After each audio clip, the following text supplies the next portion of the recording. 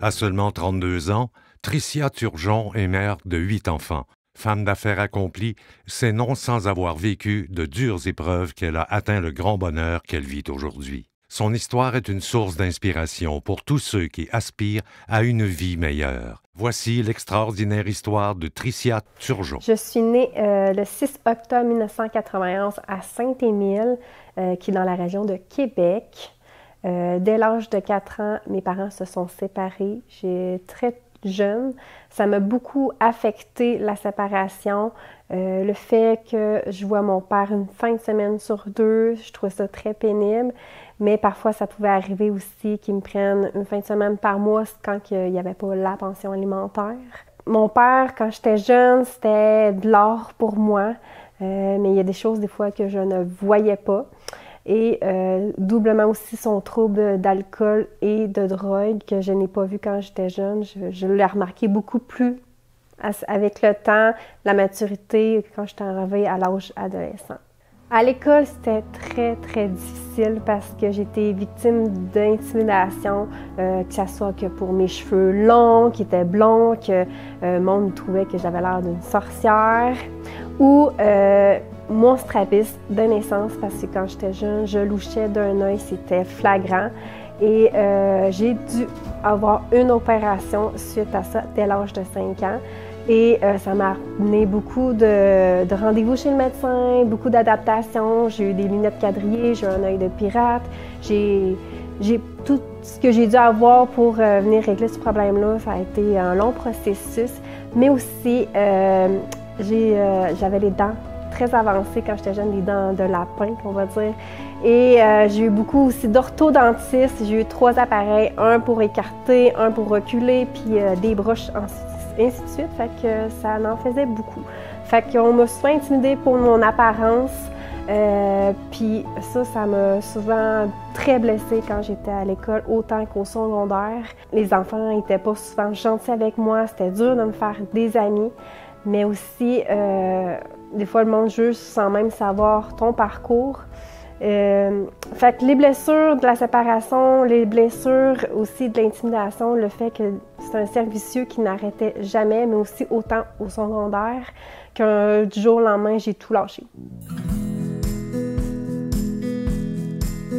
Fait que dès 16 ans, j'ai lâché l'école, j'ai décidé d'embarquer sur le marché du travail et j'ai adoré aller travailler, voir des gens, puis vraiment, moi, le contact des gens, l'humain, j'adore ça. Fait que j'ai vraiment essayé des petites jobines ici et là. J'ai commencé avec le poulet frit Kentucky, qui a été une super belle base en restauration, qui m'a emmené vraiment à apprendre plein de choses. Mais ensuite, j'ai enchaîné avec d'autres petites jobines. Et un jour, j'ai rencontré mon premier conjoint. Quelques mois après, j'ai tombé rapidement enceinte de ma première fille, Laetitia. Ça a été le coup de foudre, mais aussi le début d'une grande aventure côté maternité. J'étais vraiment pas prête. Souvent, on me disait « T'es sûre de ce que tu fais? Sais-tu dans quoi tu t'embarques? Un enfant, c'est pour la vie. » Puis quand que tu le vis, puis quand tu l'as dans tes bras, c'est là que tu les réalises, c'est quoi. Fait que j'ai trouvé les premiers débuts de mois de ma fille très, très difficiles. J'étais pas préparée. J'avais 17 ans, 18 ans quand je l'ai accouchée. C'était quelque chose. Mais malgré tout ça, ça a été la plus belle chose que l'univers m'a envoyée. Même si je trouvais ça difficile, qu'à la maison, il y avait des hauts et des bas, j'ai décidé d'avoir aussi mon deuxième enfant qui s'appelle Jérémy, que lui, je peux vous dire, j'étais prête, pas à peu près. Je savais où est-ce que je m'en allais. Puis c'est vraiment un petit garçon, vraiment collé à sa maman. Sa maman, c'est de la barre en barre pour lui. Dans ma relation à ce moment-là, il y avait beaucoup de hauts, de bas. J'étais victime beaucoup de violence psychologique. Je pensais que dans ma tête, c'était normal. Je pensais que c'était ça la vie. Mais avec les années, ça s'est rajouté, puis d'autres choses. Puis malgré tout ça, je me disais ça va passer. Mais j'ai vu que c'était un cercle infernal. Ça revenait, ça repartait, ça revenait. Alors, la violence physique a commencé. Il pouvait me serrer les bras parfois quand que je ne l'écoutais pas ou que ça ne faisait pas son affaire. Mais malgré tout ça, il revenait super gentil, puis s'excusait. Fait que je me disais, bon, ben OK, c'est correct, on va passer à autre chose. En me disant que, en parlant avec mon conjoint, à ce moment-là, que ça allait se régler. Et à ce moment-là, je suis tombée enceinte de ma troisième fille, qui est Genesly. En tombant enceinte d'elle, on a décidé de déménager à Saint-Joseph justement pour avoir un peu plus grand, puis ça coûtait un petit peu moins cher aussi. Et j'ai accouché à Saint-Joseph, j'ai accouché de Genesly en septembre. À ce moment-là, il y avait vraiment beaucoup de bas. C'était très, très dur. Si je voulais aller me promener en poussette, il ne voulait pas. Il mettait la poussette dans le coffre, il s'en allait travailler. Même des fois, il essayait des petites jobines, il lâchait tout parce qu'il voulait savoir qu'est-ce que je faisais à la maison, à qui j'avais parlé, est-ce que je... Il n'y a rien qu'il ne faisait pas. Quand il me pétait des coches, je pouvais casser des assiettes, je pouvais lever la table de cuisine. S'il y avait j'avais fait à souper, tout se ramassait à terre, ses murs, il pouvait faire des trous dans les murs parce qu'il ne s'endurait pas. Il voulait même me maîtriser. Comme je pouvais l'appeler, il me plaît comme sa marionnette. Il pouvait faire n'importe quoi avec moi. J'avais décidé de retourner sur le marché du travail parce que je survivais sur l'aide sociale, parce que lui, il lâchait tellement ses jobs à tour de bras qu'on n'arrivait pas à vivre, que j'ai décidé de retourner sur le marché du travail. Puis c'est à ce moment-là que je me suis ramassée au Subway comme assistante gérante à Saint-Joseph-de-Beauce. À ce moment-là, j'ai comme eu un espoir de dire, moi, je prends ma vie en main. Fait que j'ai commencé à travailler, mais là, les chicanes étaient encore 1000 fois pires. Ils pouvaient m'appeler au travail puis me dire « À qui tu passes? C'est quoi tu fais?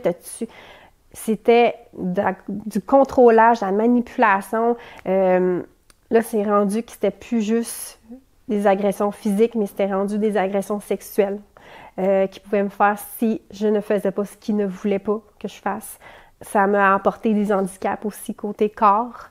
Ça m'a beaucoup affectée, mais là, jusqu'au jour que je ne savais plus quoi faire. J'étais perdue. C'est comme, il s'excusait, c'était la lune de miel, l'enfer commençait, jusqu'au jour qu'il s'en allait faire du mal à mon fils. Comme si, c'est ça, il fait rien que pleurer, il m'aime pas, puis c'est ça, puis il s'en prenait à moi, là, avant qu'il arrive quelque chose à mon enfant, puis que j'avais retombé enceinte, j'avais eu un curetage parce que je vivais l'enfer, je ne voulais plus rien savoir. À ce moment-là, j'étais comme tannée. À ce moment-là, il avait essayé de s'agresser encore une fois après moi. Je venais juste d'avoir un curetage. Je saignais encore, j'y récupérais, c'était le lendemain, puis il a essayé d'abuser de moi encore à ce moment-là. J'ai dit c'était la gourde d'eau qui a fait déborder le vase. J'ai dit... dans cette journée-là, je m'en rappellerai toujours, il y avait les vaccins de rappel justement de ma cocotte parce que Genesly, elle avait 3 mois. Il y avait son rappel de vaccin de 3 mois de bébé. Et j'ai dit, tu peux-tu aller au vaccin? Puis il ne voulait pas y aller parce que je n'allais pas bien. Et j'ai décidé d'y aller moi-même pareil, puis d'emmener les enfants avec moi. À ce moment-là, je me suis effondrée dans le bureau du CLSC devant l'infirmière en disant, tu peux-tu m'aider? Parce que je suis rendue là. Puis elle me prit en charge assez rapidement, faire rentrer l'enquêteur de police pour me dire tout ce que je traversais, montrer mon corps, les bleus, que j'étais toute couverte, pour montrer toutes les cicatrices que j'avais pour dire que c'est ça, je suis, puis aidez-moi. Puis l'enquêteur de police, il avait assez dans le dossier pour que, même si je ne témoigne pas, que lui soit accusé. Fait que suite à ça, il a été accusé d'agression sexuelle, violence physique, puis déclaré délinquant sexuel pendant 20 ans. Fait que oui, il a fait de la prison. Suite à tout ça, moi et mes enfants, on n'a pas eu jamais d'autres contacts avec lui. La CADAQ, IVAC m'ont beaucoup aidé à repartir à zéro parce que je n'avais rien. Je n'avais pas de permis de conduire, j'avais pas de garderie et j'avais vraiment rien, pas d'études non plus. Fait que je me repartais à zéro avec 3 enfants élevés toute seule. Fait que mon frère est venu vivre avec moi parce que j'ai dû me trouver un logement à ce moment-là. Il est venu me vivre avec moi à Sainte-Marie. J'avais rencontré auparavant le père de mes enfants qui vont s'en venir durant ce moment-là. au Subway. C'était un client régulier qui venait chercher souvent son sous-marin. Quand j'ai emménagé à Sainte-Marie, mon frère et lui m'ont beaucoup aidé avec les enfants. J'ai pu trouver justement une garderie, j'ai pu retourner sur le marché du travail, mais aussi j'ai pu prendre des études en ligne en comptabilité et gestion d'entreprise, ce qui, je me disais plus tard, me servirait peut-être un jour à avoir ma propre entreprise. Un jour, j'ai été avec mon conjoint du moment-là, on était ensemble. On s'est mariés. On a eu 3 beaux enfants ensemble, qui justement Eliana, Maëva et Nolan. Je vous dirais qu'au début, c'était pour moi le grand amour, jusqu'à temps que je me rende compte que peut-être c'était ma bouée de sauvetage. Du sens que je pense que j'ai pas pris assez le temps de me reconstruire à ce moment-là, de savoir qui j'étais vraiment. J'en avais que des yeux pour lui à ce moment-là. Je me disais que peut-être c'est ça l'amour. Mais jusqu'au jour que je me rends compte encore une fois que je suis pas 110% heureuse, qu'il manque quelque chose, que j'ai pas l'impression d'exploiter mon plein potentiel, de vivre la vraie femme en moi. Je me sentais tout le temps avoir des barrières. La maman qui tout le temps est obligée d'être une femme au foyer, t'as pas besoin de travailler, occupe-toi des enfants, ou de tout le temps ne pas être encouragée dans ce que je veux faire. À ce moment-là, je voulais retourner les études, ça marchait pas, et soit qu'on m'en empêchait, ou soit qu'ils n'étaient pas d'accord. Je me sentais tout le temps seule d'en faire les tâches, faire les tâches ménagères, à m'occuper des enfants, à courir comme une poule pas de tête, parce que lui, soit qu'il travaillait de nuit, soit qu'il n'était pas là, ou soit qu'il demandait de l'aide à ses parents parce qu'il était zéro manuel puis une barre. Fait que je me ramassais à faire tout toute seule, puis à un moment donné, c'était lourd. C'était tellement lourd que là, je me cherchais, j'étais tellement malheureuse, tellement triste, que j'ai décidé de mettre fin à notre relation. À l'âge de 27 ans, j'étais mindée à changer vraiment ma vie, fait que j'ai décidé de suivre mon cours en coiffure. Lors de la séparation, j'avais déjà la maison avec mon ex-conjoint, mais là, j'ai pu racheter la maison. La maison était à moi, fait que je voyais un potentiel peut-être un jour d'exploiter justement mon salon de coiffure. Fait qu'en allant faire mon cours de coiffure, je suis tombée en amour avec mon métier, qu'aujourd'hui j'en suis très fière, mais c'est un métier qui m'a permis d'évoluer aussi. Mais à ce moment-là, j'étais comme « les hommes », je me concentre sur moi et j'ai vraiment focusé là-dessus les premiers mois, dans le sens que je me donnais corps et âme, ce qui m'a permis aussi de trouver un job rapidement dans le salon de coiffure, justement de l'académie de coiffure. Fait que 3 mois après, je travaillais comme stagiaire dans le salon de coiffure. Ce qui m'a permis de m'aider durant les études, c'est que j'ai une très belle relation avec mon ex-conjoint à ce moment-là, qu'on a fait une séparation à l'amiable, qui m'a permis qu'il pouvait toujours m'aider avec les enfants, que même si je travaillais le soir, il gardait les enfants, les 6 enfants à ce moment-là. Et ça me permettait aussi de pouvoir travailler puis souvenir aux besoins de ma famille, mais en même temps faire mes cours à temps plein parce que c'était des cours vraiment intensifs. En ayant une belle relation comme ça, c'est le fun parce que aussi mes 3 plus vieux, ils ont considéré lui comme leur père. Fait que non seulement on faisait une garde partagée des 3 autres une semaine, mais ils pouvaient aussi prendre les 3 plus vieux une fin de semaine sur 2 parce qu'il y a une super belle relation avec eux autres. Fait que ça m'a apporté beaucoup de soutien. Après ça, quelques mois plus tard, j'ai décidé de faire des annonces, chercher des modèles, justement, pratiquer encore plus ce métier-là. Et j'ai retrouvé un ami d'enfance qui est aujourd'hui mon mari, mais non seulement, il avait vu une annonce passer sur Facebook et c'est ça qui m'a amené je vais prendre rendez-vous. Ça fait 14 ans qu'on ne s'est pas vus, vu qu'on allait au secondaire ensemble. Et il est venu au rendez-vous, comme je m'y entendais pas, il avait vraiment très changé, c'était vraiment rendu un homme. Et quand je l'ai vu, c'était comme « wow ». Puis c'est ça, fait qu'on s'est fréquentés quelques temps et on est tombés en amour. On a eu notre première petite fille aussi, parce que je suis tombée enceinte rapidement. Mais elle est arrivée vraiment durant la COVID aussi. Fait qu'à ce moment-là, on avait déjà mes enfants, sa petite fille à lui, parce que lui aussi avait déjà une fille d'une union précédente, ce qui faisait justement 7 enfants, là on allait en avoir 8. Ça a été tout un début d'expérience pour lui, rentrer dans un monde avec beaucoup d'enfants. Il n'était pas habitué à ça. J'y lève mon chapeau parce que ça a été toute une adaptation au début.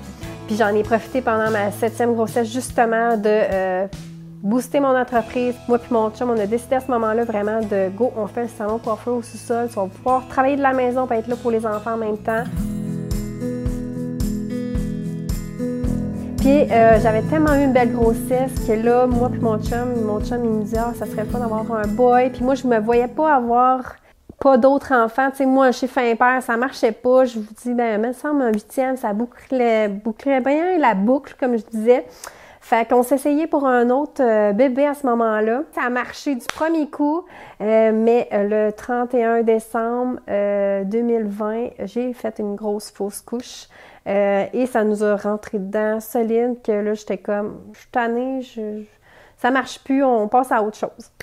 Fait qu'alors, vu que je me cherchais beaucoup, je venais de faire une fausse couche, j'étais toujours dans mon salon de coiffeur, j'étais passionnée, mais je voulais plus prendre soin de moi encore plus. Puis Monat, ils sont venus à moi. Monat, c'est une compagnie soins capillaires qui est des soins anti-âge, cheveux. Fait que moi, je voyais une belle opportunité justement d'aller exploiter justement la confiance en moi, mon plein potentiel, développer encore plus aux côtés de réseau marketing parce que justement, quand on parle de réseau marketing, on parle de réseaux sociaux, aller connecter avec les gens. Et je voyais un plein potentiel. Go! J'ai dit, je me perds rien d'essayer. J'ai essayé. Et en embarquant là-dedans, je me suis rendu compte que c'était beaucoup plus que ce que je pensais. Et j'ai décidé de me qualifier sur des voyages. J'ai décidé d'embarquer vraiment dans la belle communauté qu'on appelle les Mademoiselles Monat aujourd'hui. Que c'est une communauté de femmes incroyables de partout dans le monde. On est des médecins, des coiffeuses, des esthéticiennes, que justement, ils prennent comme juste plan B, avoir un revenu supplémentaire. À ce moment, mes affaires allaient tellement bien que j'ai réussi à me qualifier justement pour mon premier voyage. Moi qui n'avais jamais sorti du pays, j'ai pu me qualifier pour mon premier voyage justement à Las Vegas.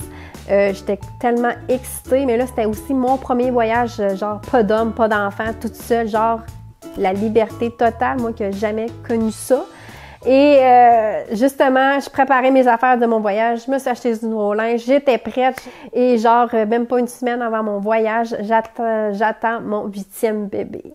Fait que sur le coup, quand j'ai appris que j'étais enceinte de mon 8e, mon chum était comme, c'est sûr d'être enceinte, lui il était aux anges. Moi, j'étais comme un petit peu en panique dans le sens que je viens de tout vendre. C'était comme, je tourne une page, je viens de tout vendre, j'ai plus rien, j'ai plus de linge de maternité, je suis comme, puis là, je vais être obligée de recommencer à zéro. J'étais comme un petit peu découragée, mais j'étais contente pareil. Fait que le beau Billy était sur la route. Fait que suite à mon premier voyage, écoute, j'ai eu la piqûre des voyages. Je veux tout voir, je veux tout visiter, j'adore ça. J'ai eu aussi le goût de la liberté, de goûter à ça. C'est comme, my God, c'est comme, je m'en passerai plus. C'est comme, ça m'en prend au moins 2 par année. Fait que suite à mes objectifs, je me suis lancée, go, go, go, go. Si je suis capable d'en gagner un, je suis capable d'aller beaucoup plus loin que ce que je pense. Fait que suite à ça, j'ai décidé de go partir mes 2 entreprises, les relier justement ensemble. Ensuite, le 2 novembre 2022, Billy est venu au monde, ce qui a bouclé la boucle de notre famille, le Billy très, très attendu. Et suite à ça, on a commencé à manquer de place dans la maison où on était. On a dû se trouver justement une nouvelle maison adaptée à nos besoins, selon vraiment notre famille à nous. Et aujourd'hui, on a emménagé au mois de juillet, justement. Puis on est très fiers de notre maison. Aujourd'hui, on est rendu à Scott. J'ai pu ouvrir mon 2e salon de coiffeur justement ici, que j'ai pu le mettre justement à mon goût, puis dans un sous-sol, bien situé. Alors, je pense que le fait que je sois beaucoup organisée, c'est la clé. Fait que moi, une journée typique chez moi, moi je me lève à 5h30 chaque matin. Je vais réveiller mes petits cocos en allant les réveiller. Je prends leur linge, je monte en haut, je commence à faire les déjeuners de tout le monde. En même temps que je fais les déjeuners, je commence justement à faire les lunchs. Parfois, mes plus vieux aident. C'est ça aussi, les familles nombreuses, c'est qu'on s'entraide. Temps de finir faire les lunchs, donner une petite passée dans la laveuse. Puis après ça, je ramasse, mettre les enfants dans le lave-vaisselle. Après ça, j'habille les cocos. Je prépare le char parce que là, j'étais en train de partir le char avant. Il faut penser à ça aussi des fois. Go, je rentre, on met les manteaux. Je vais porter une première batch à la garderie, mes 2 plus jeunes. Ensuite, j'en reviens. Je vais vraiment, ils vont peut-être écouter un petit peu la TV, mais là, finissent par faire leur boîte à lunch parce qu'eux autres prennent leur plat, mettent leur collation, faire leur boîte à lunch. Après ça, je vais les reconduire à l'arrêt de bus, qui est comme ma 2e batch que j'appelle mes 5 autres enfants, qui prennent l'autobus pour aller à l'école primaire. Puis après ça, j'ai ma fille qui est au secondaire, qui prend l'autobus toute seule, elle est capable de le faire toute seule. 7h30, habituellement, ils sont plus à la maison. Ce qui me permet justement que, OK, là, je peux me préparer, moi. Puis quand mes enfants sont partis, je me prépare. C'est là que je peux faire mes lives make-up, où ce que je me prépare, que j'explique des produits à mes clientes ou que je fais des lives, justement, tuto coiffure. Après ça, quand il arrive 8h30, 9h, je peux justement traverser en salon chez moi puis partir ma journée. Je te dirais, entre 8h30 jusqu'à 3h30, je travaille en salon. Quand les enfants arrivent de l'école, justement, je commence les leçons, devoirs. Après ça, quand il est rendu 4h30, je vais chercher mes petits cocos à la garderie. Je reviens, il est rendu 5h15. Commence à faire un souper. Souvent, j'essaie que mon souper soit fait du dimanche parce que je prépare mes soupers d'avance. Fait que souvent, il me reste juste à réchauffer. Fait qu'on finit par souper. Il est rendu 5h30, 5h45. 6h15, on a pas mal tout terminé. Je te dirais qu'après ça, vers 7h, on donne les bains. Puis après ça, collation, dodo. La plupart du temps, mon conjoint arrive entre 6h et 11h du soir. Il est camionneur. Je sais jamais à quelle heure il commence. Je sais jamais à quelle heure il finit. Mais quand j'ai besoin qu'il soit à la maison, il s'arrange avec son travail. Puis il dit, telle journée, il faut que je sois à la maison telle heure. Malgré les douleurs, malgré les échecs, malgré que j'ai touché le fond, je suis fière de ce que je suis devenue aujourd'hui avec le parcours que je suis. Parce qu'aujourd'hui, je suis la femme forte qui n'a plus peur de rien. Aujourd'hui, je suis très fière de ma vie de famille. Jamais j'aurais cru me rendre aussi loin, aussi accomplie en tant que femme, mais aussi en tant que mère. Ce que j'ai toujours rêvé, je l'ai aujourd'hui. Je l'ai travaillé, mais je suis fière de dire qu'aujourd'hui, j'ai une entreprise qui est florissante, que j'adore, puis que je suis passionnée, puis que j'ai ma maison de rêve faite à mon image. J'ai un mari extraordinaire qui est là pour moi, qui est là pour les enfants, qui m'aime d'amour comme je veux être aimée. Puis je pourrais pas rêver plus. Mes enfants, c'est mes 8 merveilles du monde. Puis ils m'apportent tellement, mais tellement d'amour que quand je manquais, quand j'étais jeune, mais on dirait qu'eux autres, là, viennent donner un gros pansement sur tout ça. Puis tout l'amour que j'ai besoin me le donne. Je pense que c'est ça qui rend juste encore plus voir. C'est des enfants extraordinaires. Je pourrais pas avoir meilleur. Je suis tellement contente d'être leur mère. J'ai hâte pour l'avenir. Tricia Turgeon a trouvé son équilibre dans la recherche du bonheur. Elle n'a jamais abandonné devant les obstacles qui se présentaient à elle. Son cœur aimant fait d'elle une merveilleuse maman et sa quête de femme accomplie l'a menée vers une belle vie professionnelle. C'est ça la vie.